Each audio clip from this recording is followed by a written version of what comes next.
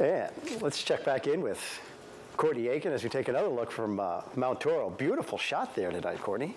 It is quite pretty. A little bit hazy look to the atmosphere with some extra moisture that we have going on. But overall, very nice day in Salinas. We topped out in the 70s and headed over to the Monterey Wharf where it's almost like a flash from the past. Our camera is in black and white there. I promise, though, if you head out to the wharf, to Domenico's perhaps, it is in full color. Still sitting in the 60s out there in Monterey. And those clouds sort of just hugging the coastline as they tend to do this time of year. Some headlines headed into your work week. Tomorrow is going to be a hot one inland. There are going to be 90s and triple digits. As for the coast, though, near normal temperatures, and it will be cloudy, especially in those typical spots, the peninsula, the marina area. And for the interior, those valley winds will be gusty in the afternoon. So 20 to 30 miles per hour is what you can expect. Here's what it looks like as we head into tonight. Those clouds in the next few hours through 10 p.m. creeping back in onshore.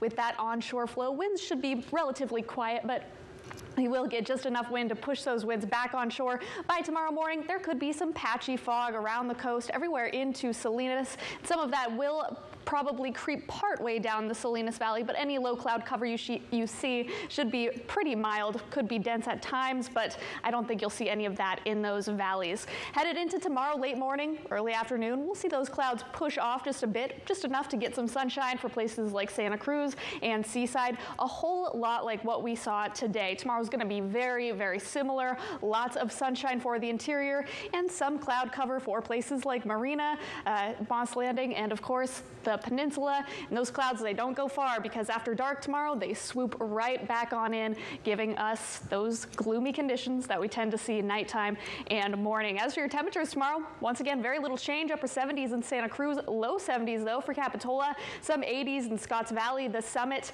90s from Felton all the way up to Boulder Creek, 80s for you in Bonnie Doon, and a comfortable upper 60s for Davenport. Headed over to Salinas, we'll see 74 as our high, 75 for Prunedale, 70s for San Juan Bautista, but Hollister, you're about 10 degrees warmer, 88 there, 90s for both Morgan Hill and Gilroy, some upper 60s, Castroville and Marina. So if those are those near normal temperatures, 70 for both Watsonville and Aptos. A little bit cloudy, but a little bit warmer than other spots such as the peninsula, where we will see all 60s, upper 60s for Monterey and Carmel, and elsewhere those 60s in the mid-range. Headed down the Salinas Valley, we have some triple digits, 101 in Bradley, 102 in Parkfield, and the Pinnacles sitting at 100 flat. So maybe avoid that hike up there tomorrow. It will be incredibly hot. The San Antonio Valley also almost makes it to 100 degrees. You'll be at 90 tomorrow.